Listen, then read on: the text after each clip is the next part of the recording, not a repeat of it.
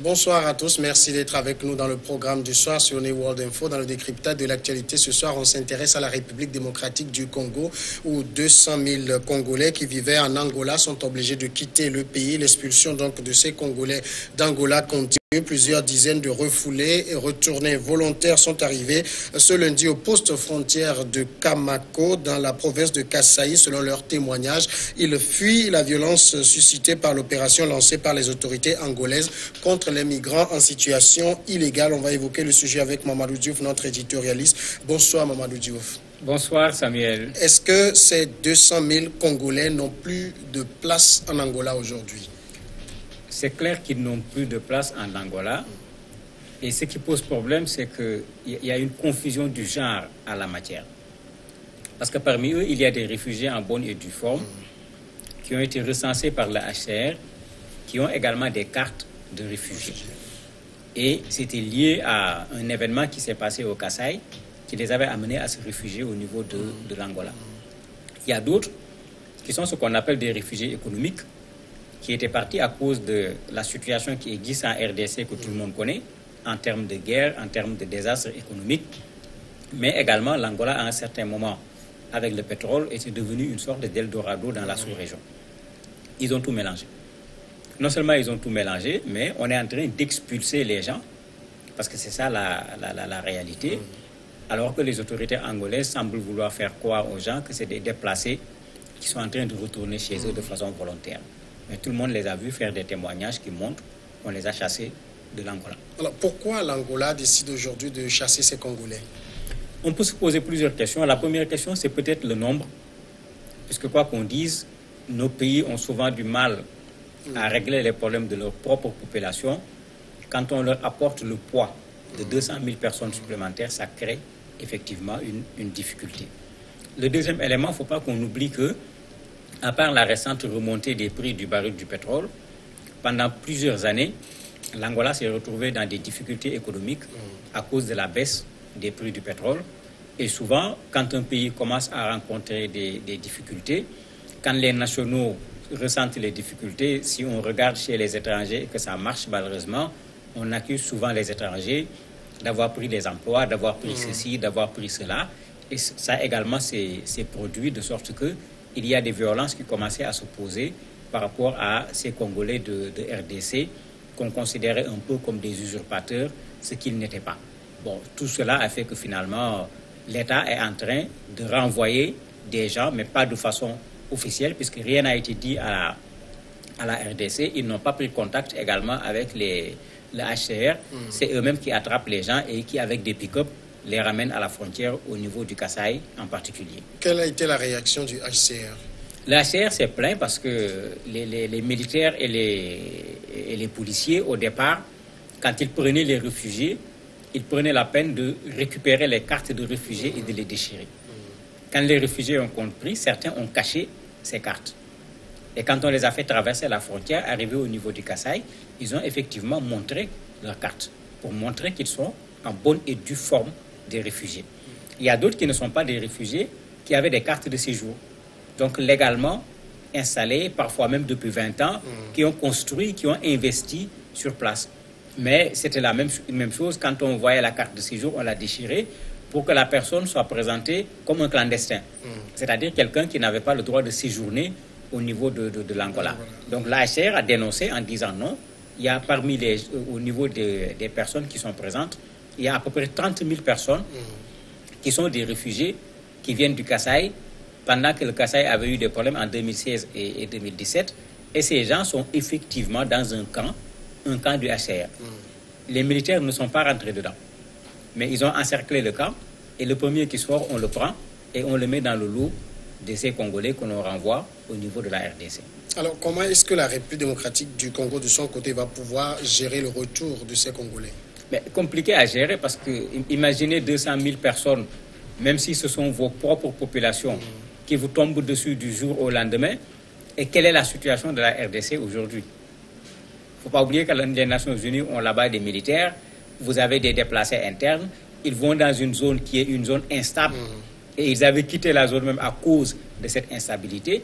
Il est clair que le gouvernement de la RDC a été pris de court Et dans leur réaction, ça fait partie de ce qu'ils reprochent à l'Angola, en leur disant que même quand on renvoie des gens de façon volontaire, on informe par avance le pays qui va les recevoir pour que les dispositions soient prises pour pouvoir recevoir ces personnes.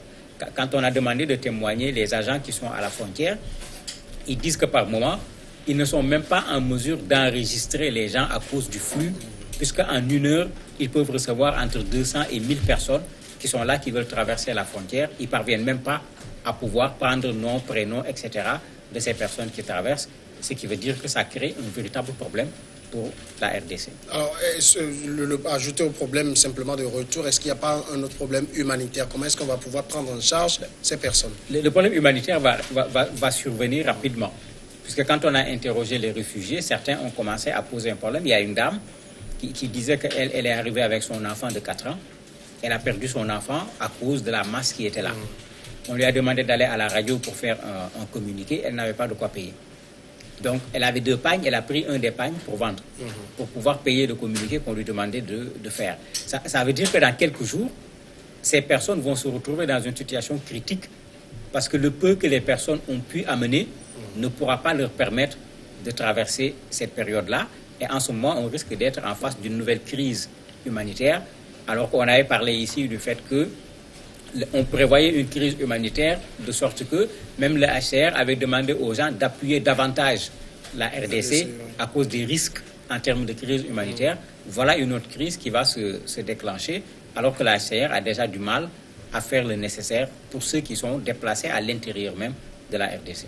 Au niveau de l'Angola, est-ce que c'est simplement les Congolais qui sont visés ou il y a d'autres nationalités concernées? Non, ce n'est pas seulement les Congolais qui sont visés, mais c'est que la zone où on le fait, c'est plutôt les Congolais qui se trouvent là-bas.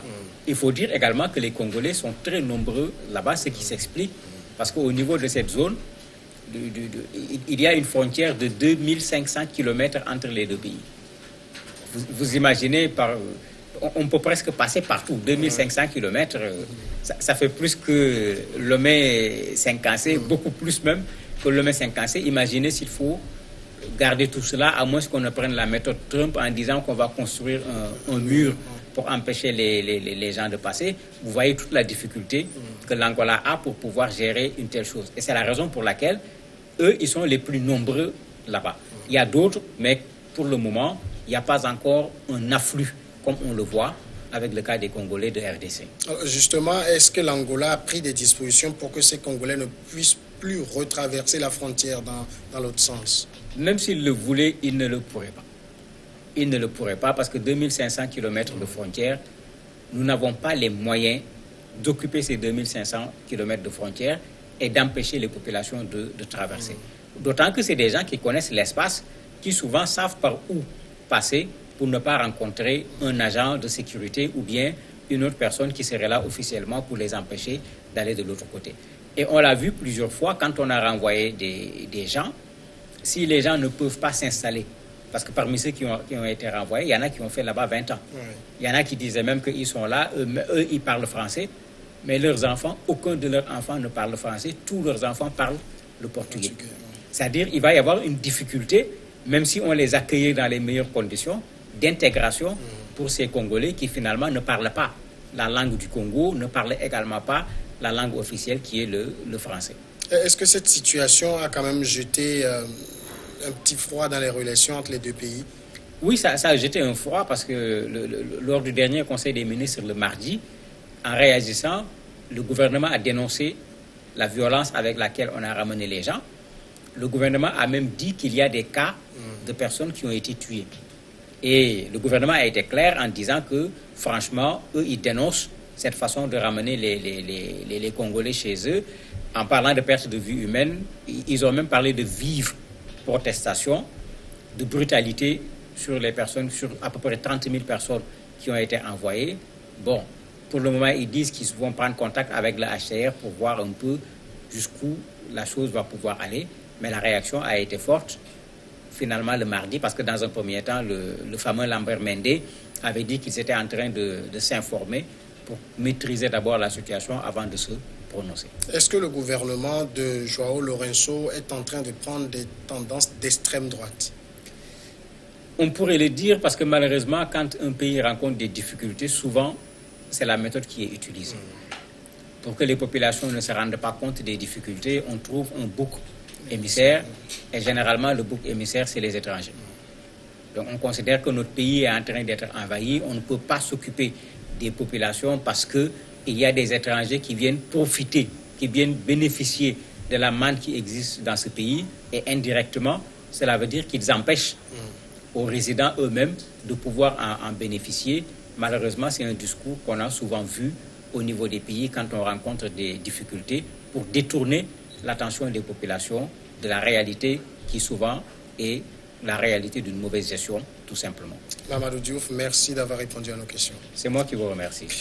La pause tout de suite et juste après l'invité de ce jour.